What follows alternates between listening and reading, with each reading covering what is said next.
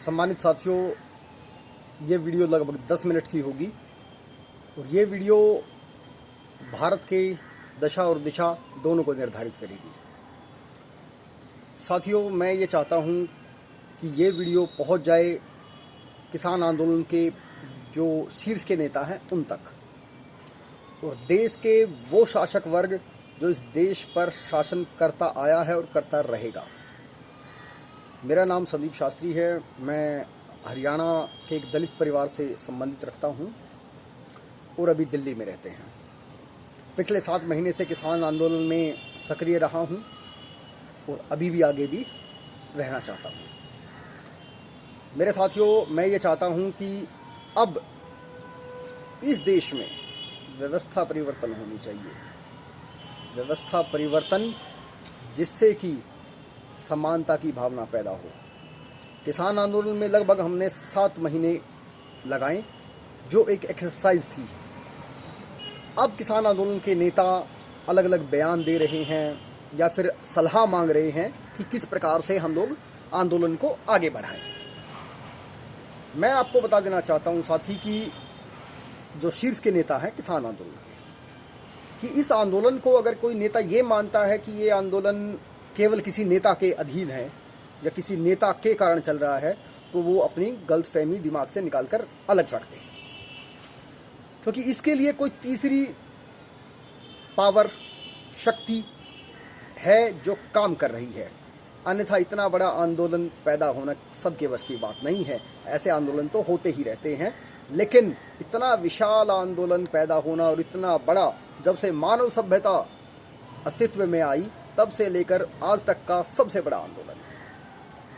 अब हम बात करते हैं कि आंदोलन में अब क्या बदलाव की जरूरत है और सरकार हमारी बातें क्यों नहीं मान रही है। साथियों, कुछ किसान नेता ये सोच रहे हैं कि आंदोलन केवल किसान और मजदूरों से हम लोग जीत लेंगे, जबकि मैं ये कहना चाहता हूं कि अभी हमने मुद्दों को छुआ ही नहीं है। आप इस बात को समझने की कोशिश कीजिए।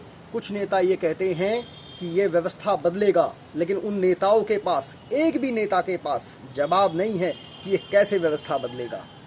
अभी तक वो मांग सिर्फ इनकी ये है कि कृषि कानून जो हैं वो रद्द हो जाएं और एमएसपी की गारंटी का कानून मिल जाए। क्या इससे व्यवस्था बदल जाएगी? आप किस प्रकार से कह रहे हैं लोगों को कि ये व्यवस्था परिवर्तन की क्रांति पैदा करेगा? आपके पास क्या प्लान है? आपने कुछ सोचे समझे बगैर, ये तो स्वाभाविक था, प्राकृतिक रूप से इतना बड़ा आंदोलन खड़ा होना था, क्योंकि ये ज़मीन की लड़ाई है। हमने इसके मेन कारणों को नहीं समझा। अभी जो समय है, इस समय वर्तमान जो समय है, उस समय में हमें क्या करना है कि हमें सरकार पर दबाव बनाने के लिए अपनी मांगें बढ़ानी होंगी। वो मांगें कैसी होंगी? वो मांगें होंगी बेरोजगारों के हक के लिए, वो मांगें होंगी जल, जमीन और जंगल को बचाने के लिए। अभी मध्य प्रदेश में इतना बड़ा जंगल काटा जा रहा है, कोई आवाज़ नहीं उठा रहा है। वो लोग अपने वहाँ इलाके में आवाज़ उठा रहे हैं, परंतु केंद्र की तरफ किसी का इशारा नहीं है। कुछ नेता अगर ये सोचते हैं कि वो आंदोलन के बीच में अपनी पार्टी खड़ी कर लेंगे, तो वो बहुत बड़ी गफलत में हैं। जनता अब जान चुकी है। आम आदमी पार्टी इसका बहुत सटीक उदाहरण है। जो लोग व्यवस्था परिवर्तन के नाम से आते हैं और बाद में आकर खुद व्यवस्था बन जाते हैं, पहले चिल्लाते हैं कि हम सिस्टम बदलेंगे और फिर वो सिस्टम बन करके अपने सिस्टम का हिस्सा बन जाते हैं। ऐसा नहीं चलेगा।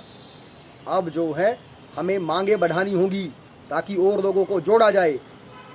दिल्ली के आसपास का एक उदाहरण मैं आपको देता हूँ। 1978 में कुछ विशेष जातियों ने दलितों पर, पिछड़ों पर, जो गरीब तबके के लोग थे, उनकी ज़मीन छीनने के लिए इतना बड़ा आंदोलन हो गया कि यहाँ पर जो है पुलिस फोर्स लगानी पड़ी। आप उनसे उम्मीद करते हैं कि वो लोग आपसे जुड़ेंगे। मैं खुद एक दलित परिवार से हूँ। मैं लोगों को समझाने जाता हूँ कि ये आंदोलन हमारे लिए है, तो वहाँ मुझे सुनने को मिलता है कि एक विशेष जातियों के लिए है, क्योंकि आप लोग किसी को साथ में आने ही नहीं देते।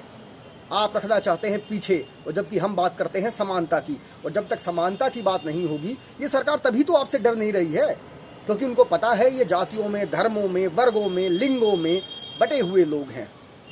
तो इसलिए साथ ही समानता की बात कीजिए। समानता की जब तक बात नहीं करेंगे, हम बेरोजगारी के मुद्दे क्यों नहीं उठाते? देश में इतना बड़ा मुद्दा।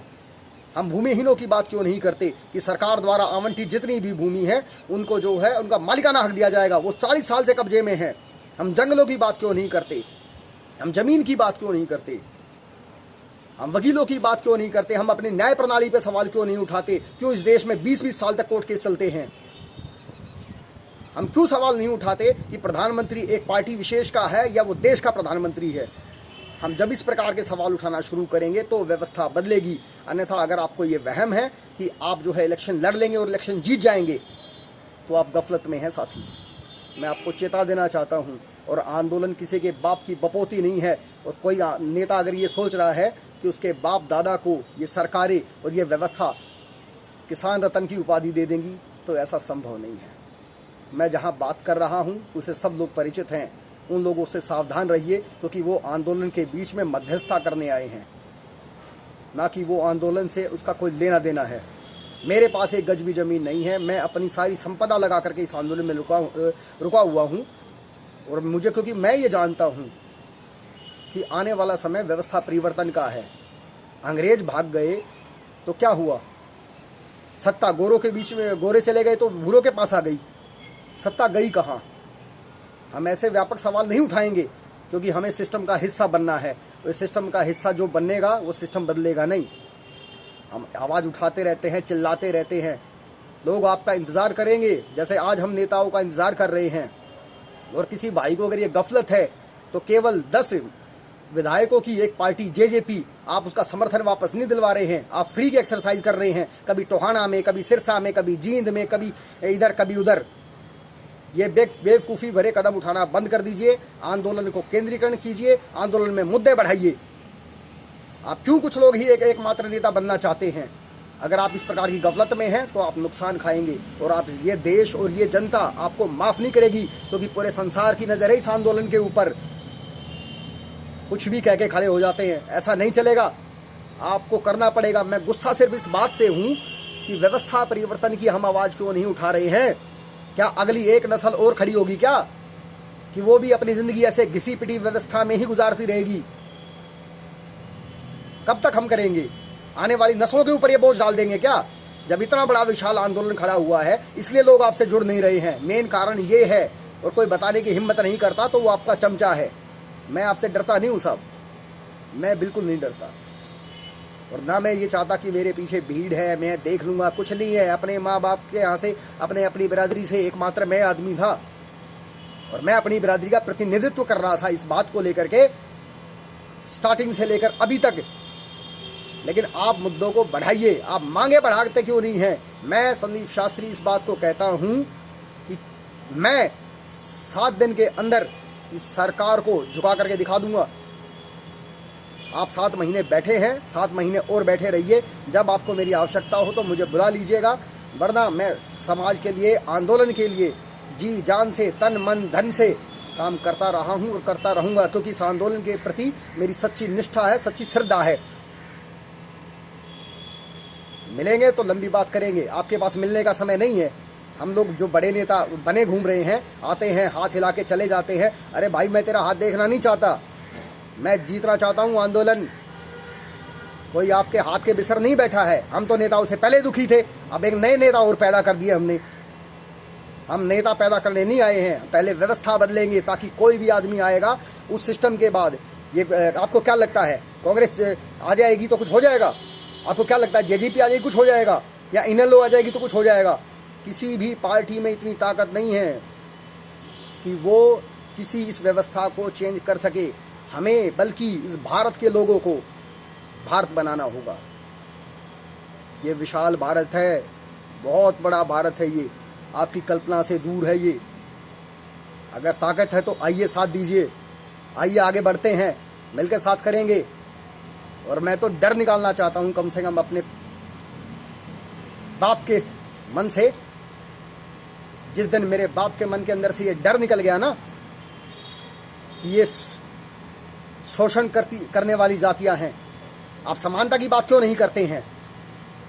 क्योंकि आपको पता है, क्योंकि आपको सिस्टम खुद बनना है, सिस्टम बदलना नहीं है। मैं डर निकालना चाहता हूं अपने पिता के जहन से कि वो डरा हुआ आदमी ये कहता है कि ये लोग आपका इस्तेमाल करेंगे और आपको कूड़े की तरह फेंक देंगे, कुछ नहीं व्यवस्था बदलने वाली है। सटीक उदाहरण देखा ना आपने अरविंद केजरीवाल का, जब पूरा देश जागा। और आज कहाँ गए अन्ना हजारे? मैं इस वीडियो को ज़्यादा लंबी नहीं खींचना चाहता, परंतु आपसे आग्रह करता हूँ ये वीडियो अगर आपको अच्छी लगे तो लोगों के पास पहुँचाइए। शेष बातें हम कभी दोबारा करेंगे, क्योंकि लोग नेता बनने आते हैं, व्यवस्था बदलने नहीं। इसलिए साथियों, मिलके काम करते हैं और इस देश को विश्व का सबसे अच्छा देश, सबसे न्यायप्रिय देश बनाएंगे। जो शासक जातियां हैं वो शासन करती रहेंगी और हम लोग दबे कुचले लोग मरते रहेंगे, पिटते रहेंगे। अलग अलग होकर आज तक पिटते आए हैं, इसलिए एक होना पड़ेगा। और ये वीडियो उन तक भी पहुंचा देना साहब, आपका जो भी समय लगे वो ठीक है। इस वीडियो को मैं ज़्यादा लंबी खींचूंगा तो ज़्यादा लंबी हो जाएगी, इसलिए आपका बहुत बहुत धन्यवाद। और भारत को आइए भारत बनाते हैं, और बनेगा, देखते रहिए आप।